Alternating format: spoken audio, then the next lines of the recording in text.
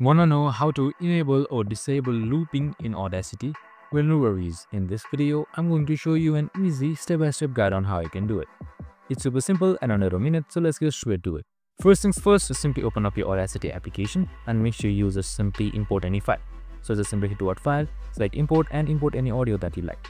Now once I've done that, here you should be seeing your audio imported, and looping it is pretty simple. So on top you should be seeing roundabout icon right here. So this is enable looping. So just simply select it, and once that is done, your looping should be enabled and it should show on a shade something like this on the timeline right here. Select it again to disable it, and you can do the same. You can also select L in order to enable and disable it with a shortcut, or just hit towards track and then start looping as well. And that's it. Super simple and easy. I hope this video helped. If it did, make sure to like, subscribe and tune in with us for more of these videos. See you in the next one.